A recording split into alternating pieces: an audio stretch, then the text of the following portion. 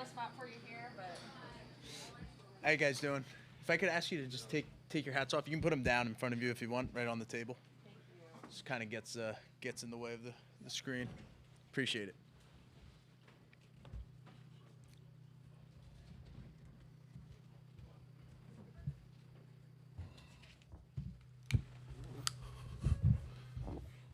Coach, can I ask you to? Can you hold on 1 second? Oh, sorry. Give me 1 second. Take my hat off. Yeah, Is that thank what you. you're saying? Yes. Give me 1 second.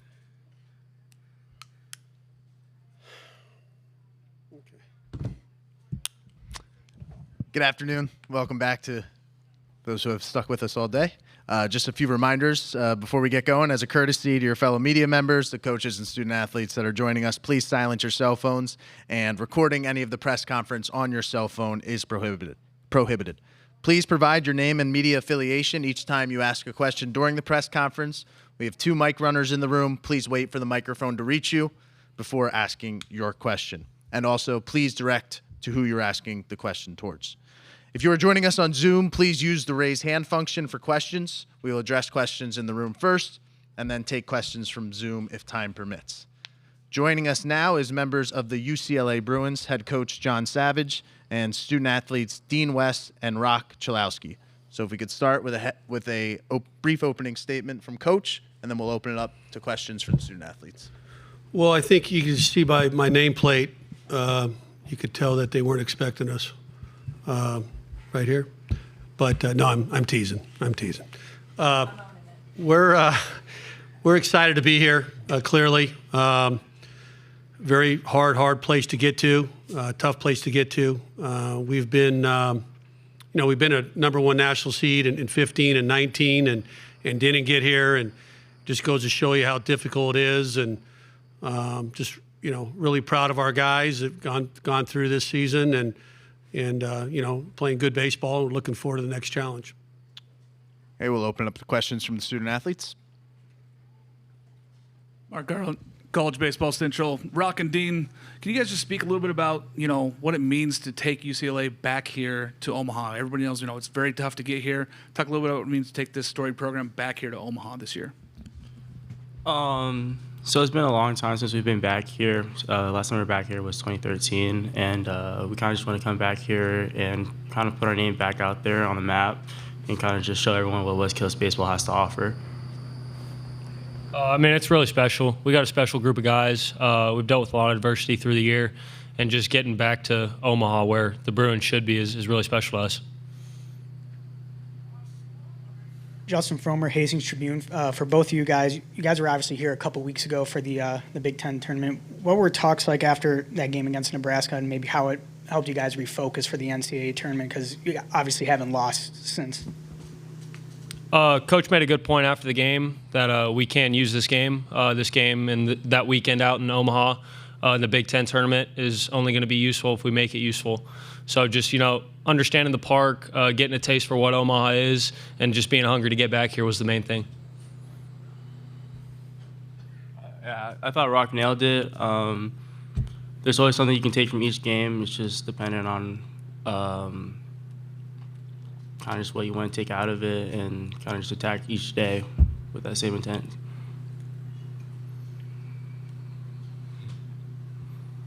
Matt Byrne, Arkansas Democrat-Gazette. For both of you guys, just to go off that, you guys had come so close in May, and now you're back here with a chance for something even bigger. Can you kind of describe what that feeling is like? Obviously, it's a big deal to kind of come back here to Omaha, but we know that we just need to approach each game like it's every other game and not come out of ourselves. It's pretty surreal being back in Omaha. Only 8 teams a year get to come here and compete for a national championship. And the fact that we're still playing baseball in late June is very important to us. And, that's just the main goal. It's what we chase all year. So being back here with just a chance to win a national championship is really real. Any more questions for the student athletes? Well, Roch, Dean, thanks for taking the time to join us, and good luck this week. Thank you.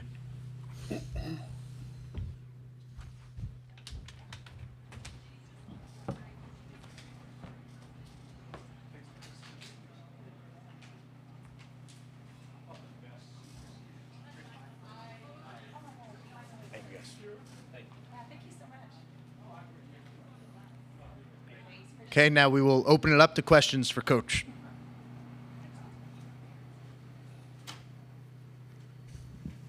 Justin Fromer, Hastings Tribune. Same thing, just about you guys being back in Omaha and how you were there a couple weeks ago. Is there any advantage just the fact that you sort of played in, especially in that Nebraska game, somewhat of a road environment, just so you have a feel of the stadium, the dimensions, all that stuff?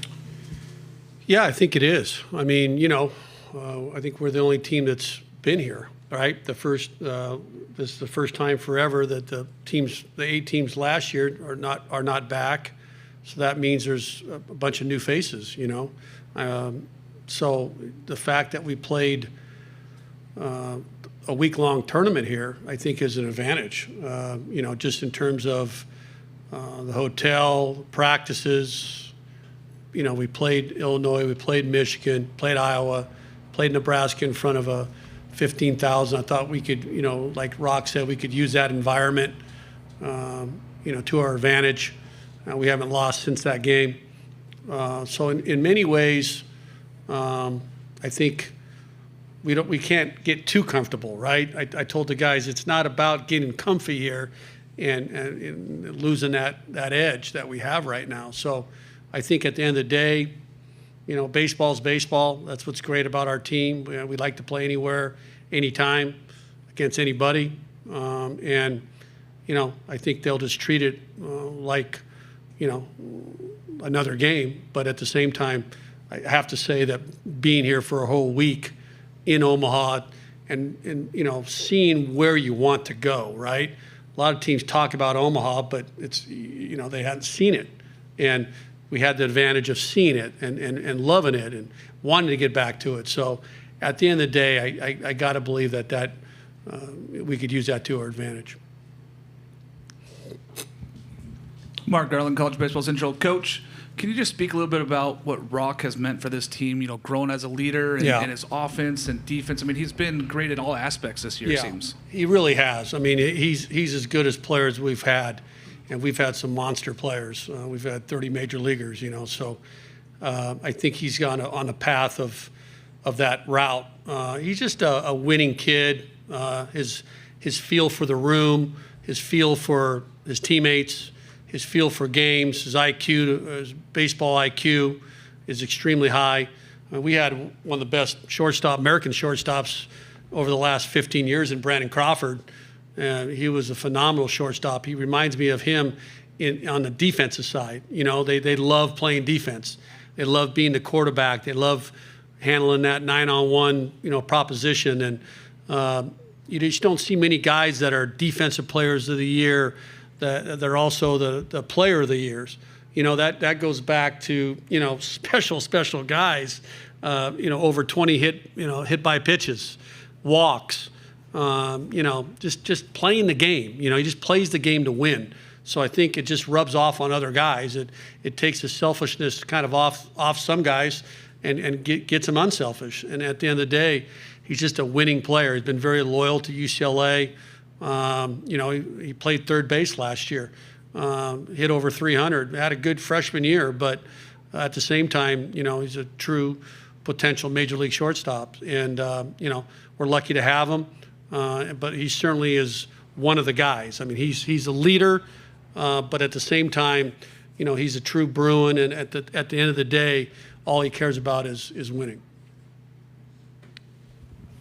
Noah Darling, College Baseball Central. Coach, you mentioned Roch. Obviously, there's just been a ton of talent in the UCLA program, but as your players mentioned, haven't been to Omaha since you won it all in 2013. So outside of the individual players like Roch, what makes this team different than some of those that came up short in the past? Well, I think it's really hard to get here, number one. And you got to have some breaks. You got to have matchups. You got to have health. There's a lot of things that go into it. Like I said earlier, we had 3 double plays in the regionals and super regionals that swung those games. I mean, we had some dog fights with ASU and Irvine and, of course, UTSA. And so I think we've learned from that. We got through that. We played at home. I think anybody would want to play at home in regionals. You look at the percentages and super regionals and home records for Omaha teams. And, I guess it certainly is an advantage, and things fell right for us. UTSA, beat Texas, and then they came to us, and then we were one of the last regional sites. I think we're 15th seed. So, things fell right. And like I said, we were really good in 15. We were really good in 19. We were really good in 20. COVID hit us. We won 40 games in 22. I mean, we've won a lot of games, but we just hadn't knocked the door down and haven't got here. And sometimes that's how people judge you. And that's how major league teams are judged by playoffs. They're judged by getting to the World Series. Some of them have really good years. But, at the end of the day, it's about playing here, like Roch said, playing in the middle of the country in the middle of June.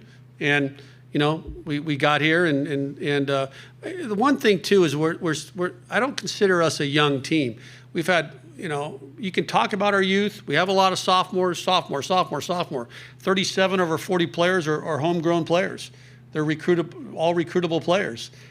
So we're not really a portal operation. We're not. But they've played 115 Division I games, a lot of these sophomores. There was junior colleges in California that were older than us last year. That's how things are stacked up with the 20 rounds of draft. There's a lot of really good college baseball players that have already been scouted that are 21, 22, 23 years old that are not prospects. That's the truth be told. And it's unfortunate. They're still really good players. They could still possibly be a professional. They're going to get their degree, but there's been a log jam. And, hasn't really been a log jam for us. Our juniors go out and sign and play, and that's kind of been a cycle, a 3-year cycle at UCLA. And really, the last couple of years, that's not the last thing you want to be is young in college baseball, college football, college basketball. Ask any Division I football coach, any Division I basketball coach. Youth is not where you want to be. It's just that model used to work, but that model doesn't work. As many freshmen as we had. So.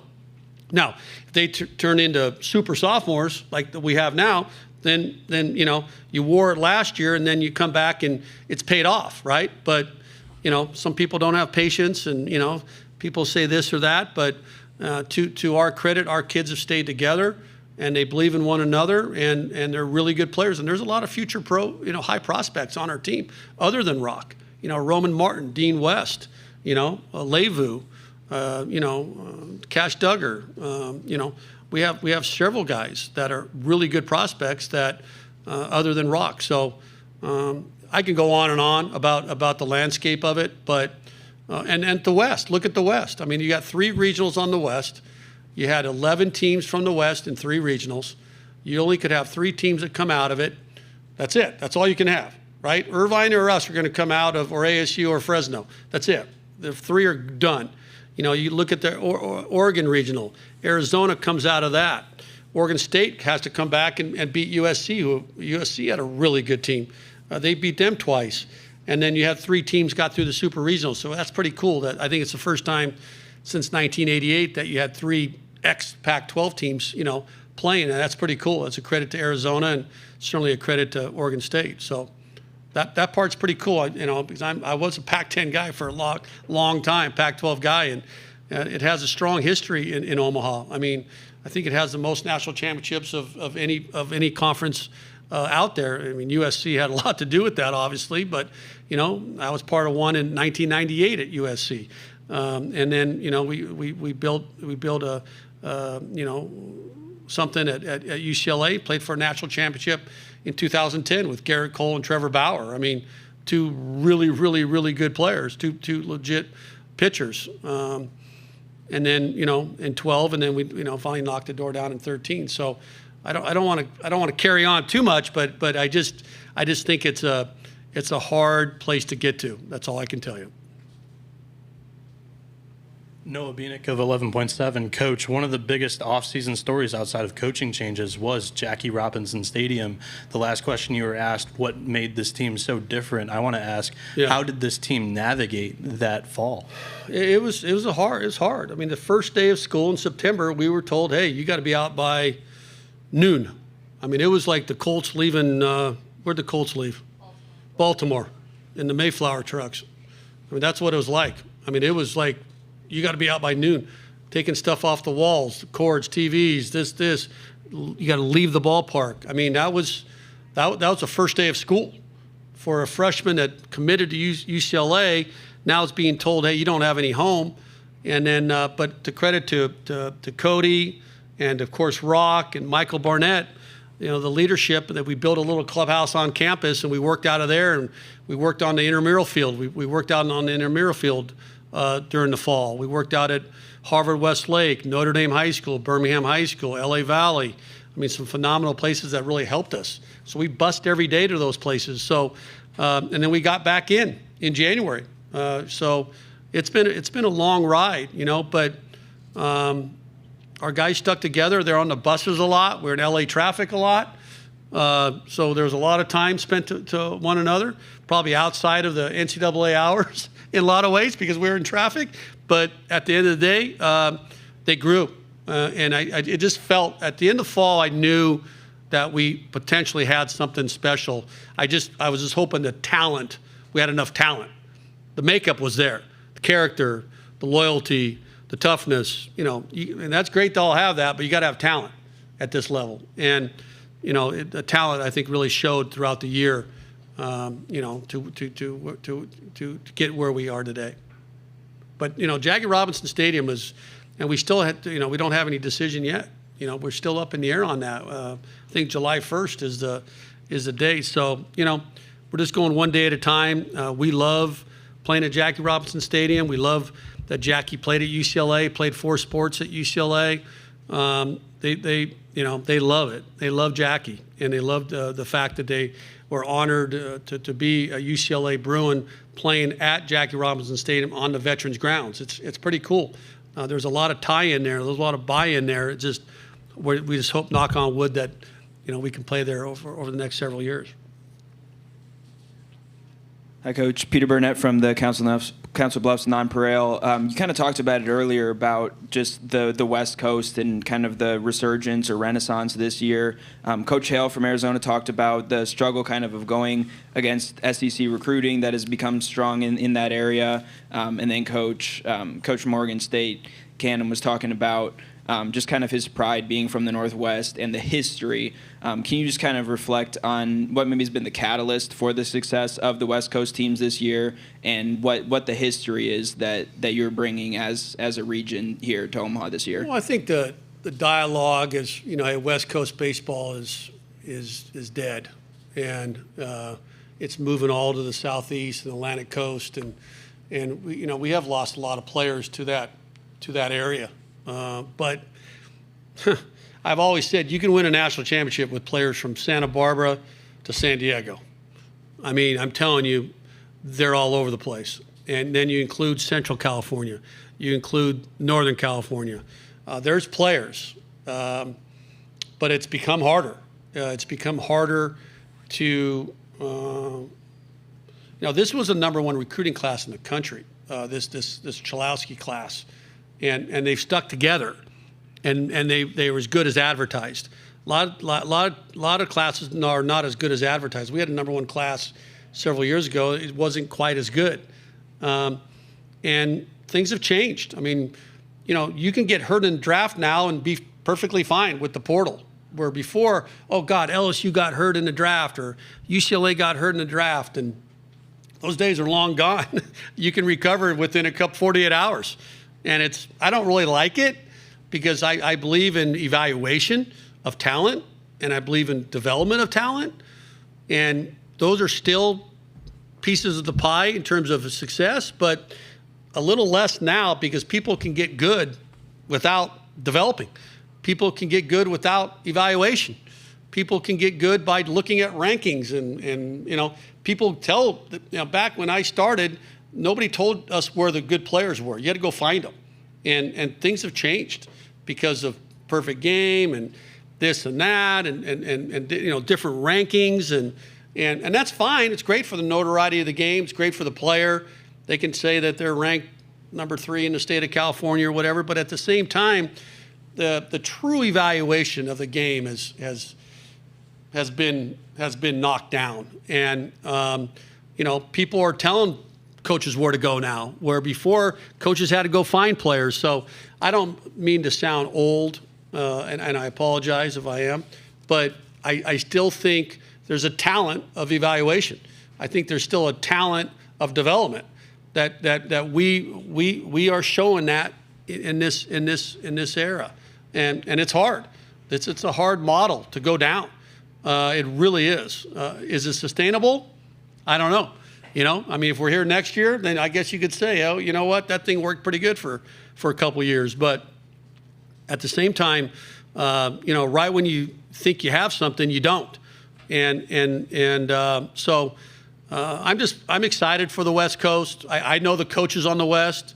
I know the leagues on the West.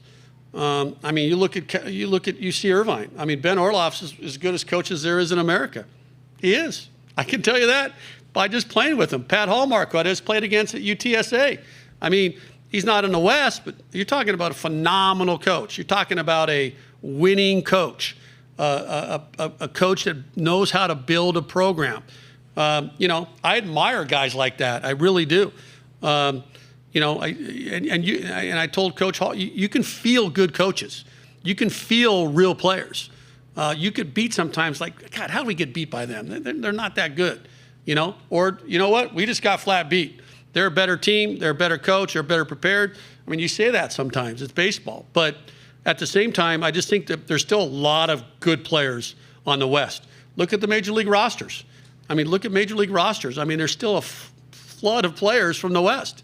Now, a lot of their resumes have changed a little bit currently the last 5-10 years, from different parts of the country because of facilities and money and exposure. And, that's the hard part on the West is we're still battling a lot of those fights. And, we have the best weather in the country. Okay. Nobody can argue that. LA is the best weather in the country. Okay. No one has better weather than Los Angeles. I truly believe that. So we got that, and baseball's an outdoor game. And if you want to be a big leaguer, it's nice to be outdoors every day and work outdoors and take ground balls and hit outdoors and, so on and so forth. So there are a lot of selling points, certainly on the West, but it's just become a tougher game. No question about it. This time we're going to take a question from Zoom. A reminder to state your name and media affiliation. Hey, Coach, Nick Rubeck from the Orange County Register. Just curious on how you approach this tournament specifically. Is it a 4-team tournament like your like the regional, pitching wise specifically, or do you kind of have to have the longer term and bigger picture in mind? I'm just glad to hear somebody from Orange County. It's good to hear from you. Yeah, it's 2 regionals. I mean, it's simple math. It's 2 regionals. It's very, very, very, very important you win the first game, that you don't get dumped into the losers bracket. You're not really concerned. I'm not concerned about Arizona and Coastal Carolina and Oregon State, and Louisville right now. I mean, there's no reason to. I mean, you're in your own regional. And you got Murray State, who's as good as coach and good as team as there is out there. People say they're Cinderella. I mean, I don't really look at any Cinderella. I mean, we played Stony Brook in was it Stony? Yeah, Stony Brook in 2012, and they beat LSU right at LSU to win that regional. That's all I need to know. I mean, I looked at Murray State, and they had to go through Ole Miss. They had to go through Duke. They had to go through Georgia Tech. That's all I need to know. I mean, I don't need to think that, they're a Cinderella story. I mean, they got really good players. They are very well coached. They got pro players. So yeah, it's a regional. You got LSU and Arkansas clearly on the other game. That's the feature game, right? We all know that's a feature game at 6, and we're the other game at 1, and then it turns into a double elimination tournament. So, we played 3 teams in the regional, which is a little uncommon. We played Fresno. We played ASU. We had to beat Irvine to move on. So we're battle tested too. UTSA. I mean, all you need to know, they went through Texas. They got Texas twice. I mean, they didn't even play in the if necessary game.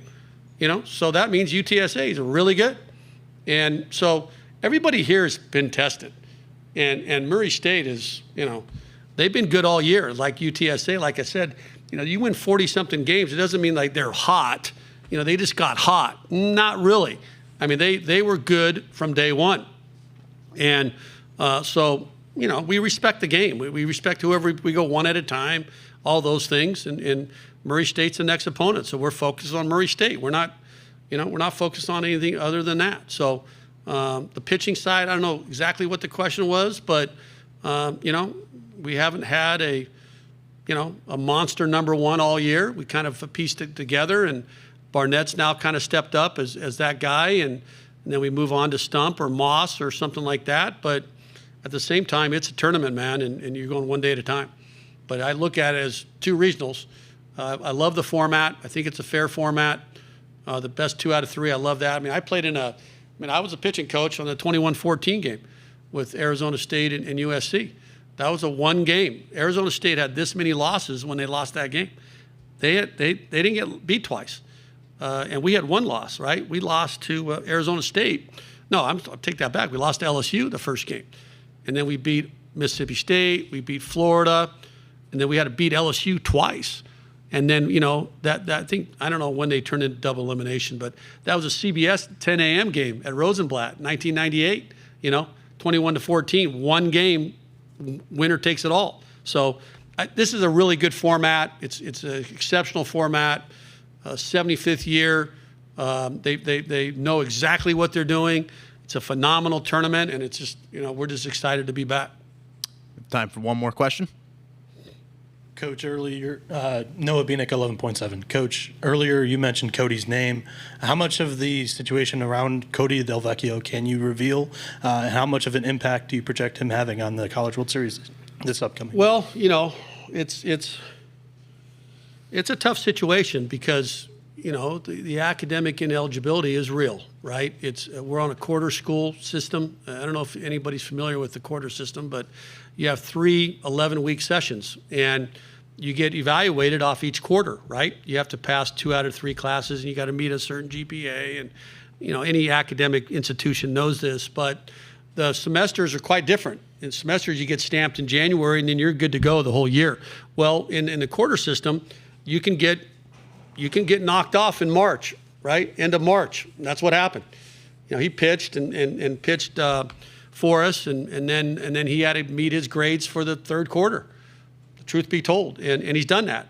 And so as of now, it looks like he is eligible. He is with us.